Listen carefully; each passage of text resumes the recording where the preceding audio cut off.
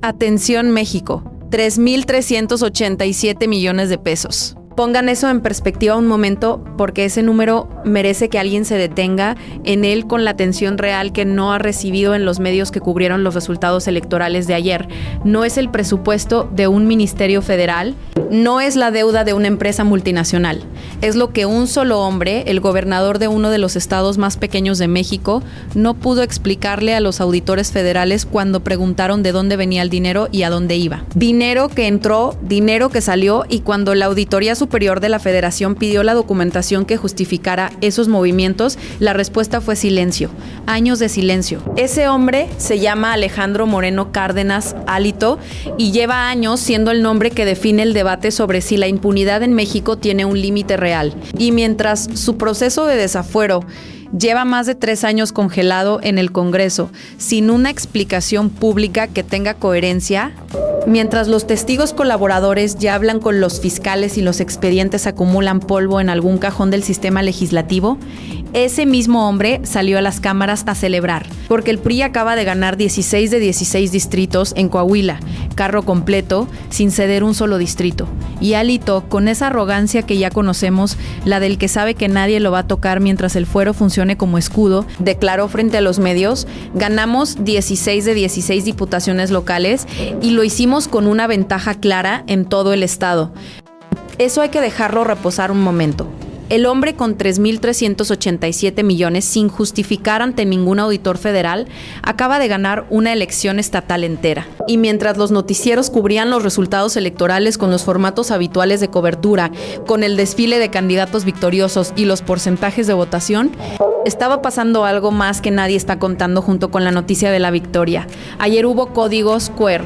Ayer hubo audios presentados ante el órgano electoral. Ayer hubo denuncias formales de compra de votos con efectivo en varios distritos del estado. Morena y el Partido del Trabajo lo bautizaron el Quergate. Pero lo que interesa no es el nombre que le pongamos, sino la pregunta que nadie está respondiendo. Con la claridad que merece, ¿de dónde sale el dinero para comprar 16 distritos en un estado entero, uno por uno, casilla por casilla, ciudadano por ciudadano? Porque ese dinero tiene que venir de algún lado.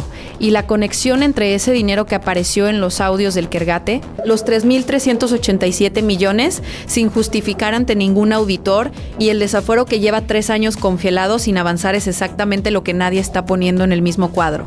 Para entender lo que pasó ayer en Coahuila, hay que entender primero por qué Coahuila es Coahuila. Estamos hablando del único estado de México donde en 2026, con todo lo que ha cambiado en el país en los últimos 8 años, el PRI no solo sobrevive, sino que arrasa 16 de 16 sin ceder un solo distrito. ¿Cómo es posible? ¿Cómo un partido que perdió la presidencia por segunda vez consecutiva, que perdió estados que históricamente controlaba, que se desintegra en público a nivel nacional, sigue ganando en Coahuila como si nada hubiera cambiado en ningún indicador electoral del país? La respuesta no está en la popularidad genuina del partido ni en ningún programa de gobierno que haya transformado de manera verificable la vida cotidiana de los coahuilenses en los últimos años. Está en la arquitectura, y para entender la arquitectura hay que mirar los números que los medios no ponen en el mismo encuadre que los resultados electorales. Coahuila tiene una deuda pública que al cierre del último ejercicio fiscal auditado supera los 44,000 millones de pesos. Para que eso tenga una dimensión humana que cualquier persona pueda procesar, estamos hablando de más de 17,000 pesos por cada hombre, mujer y niño que vive en ese estado. Un maestro federal de base tarda más de 3 años en ganar lo que el gobierno de Coahuila debe por cada habitante de su territorio. 3 años de sueldo completo de un maestro real que va a trabajar todos los días, sin excepción, solo para pagar la parte proporcional de lo que los gobiernos del PRI fueron acumulando sexenio tras sexenio, administración tras administración. Pero esa deuda no es el resultado de un estado que invirtió en infraestructura que no funcionó como se esperaba. No es el resultado de proyectos ambiciosos que se diseñaron bien pero salieron mal en la ejecución. Es en una parte significativa y documentada el precio de mantener una estructura política operando elección tras elección, hospitales sin medicamentos, carreteras sin terminar, programas de asistencia que llegan tarde o no llegan, pero las estructuras del PRI, esas sí llegan a tiempo, esas sí tienen presupuesto asignado, esas sí funcionan con la puntualidad y la eficiencia que el aparato electoral requiere cuando hay una elección por ganar.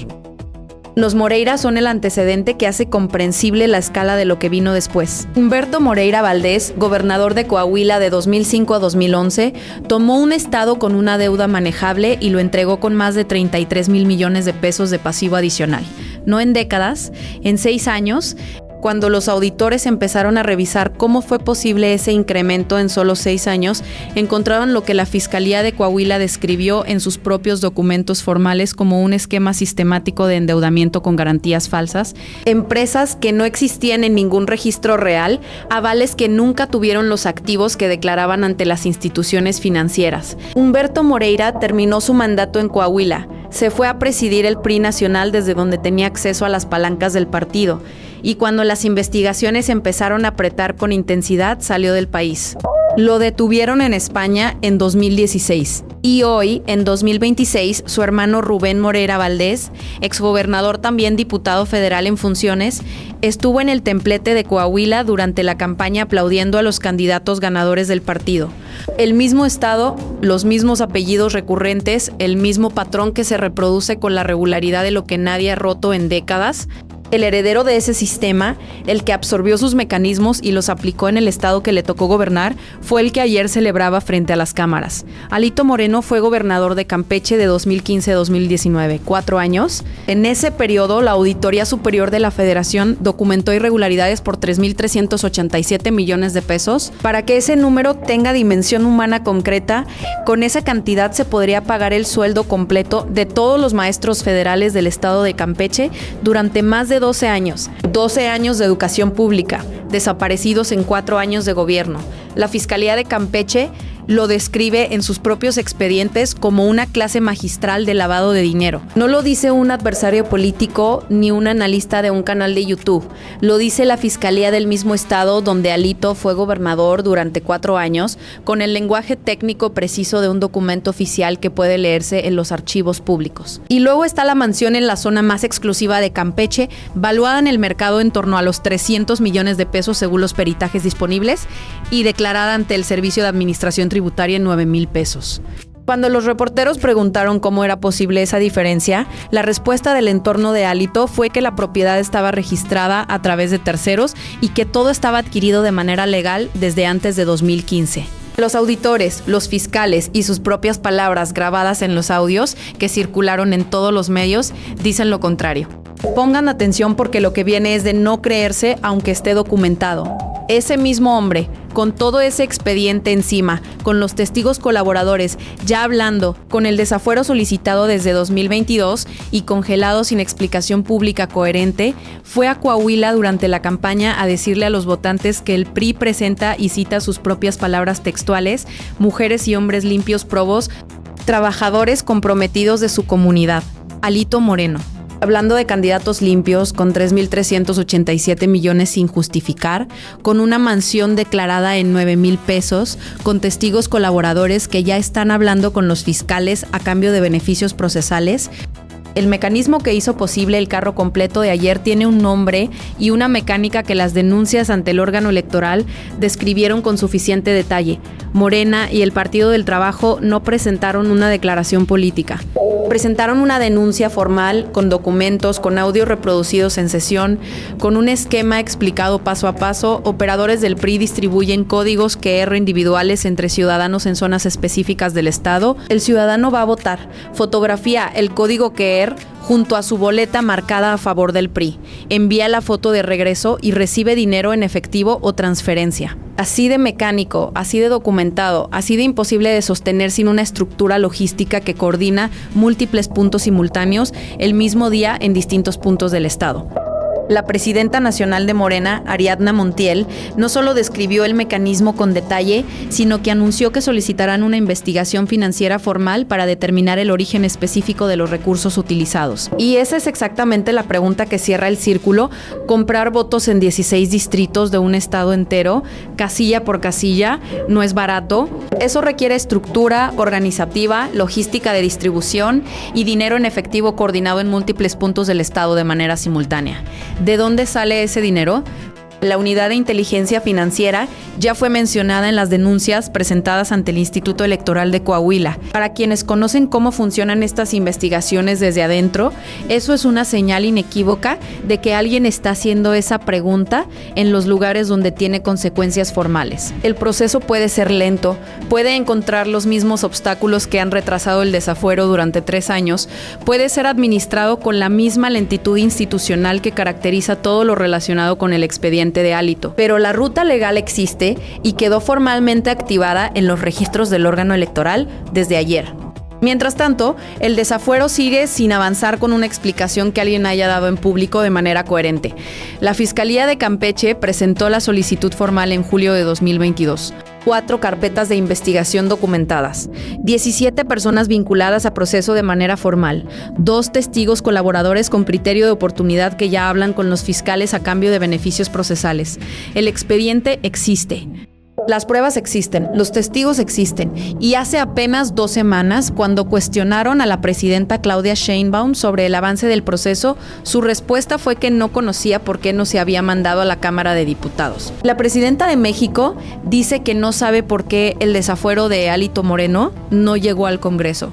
Eso tiene 2 lecturas posibles. La primera, una falla de coordinación institucional entre la Fiscalía de Campeche, la Fiscalía General de la República y la Cámara de Diputados que nadie ha explicado públicamente. La segunda, un cálculo político detrás de esa lentitud institucional que nadie está nombrando públicamente con la claridad que el caso merece, y la pregunta que el gobierno tiene que responder con hechos verificables, no con declaraciones de intención, es cuál de las 2 es. El punto que ningún noticiero está juntando es este: Coahuila no perdió ayer. Coahuila lleva décadas presuntamente pagando para que el PRI siempre gane. La deuda de 44,000 millones de pesos no es el resultado de mantener una estructura política operando elección tras elección. Los hospitales sin medicamentos y las carreteras sin terminar no son fallas de gestión.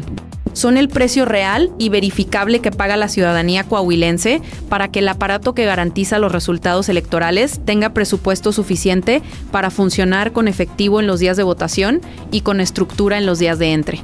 Elecciones. Y ayer ese aparato funcionó 16 de 16 con códigos QR, con audios presentados formalmente como prueba ante el órgano electoral y con Rubén Moreira, exgobernador del estado más endeudado de su historia reciente, en el templete aplaudiendo a los candidatos ganadores.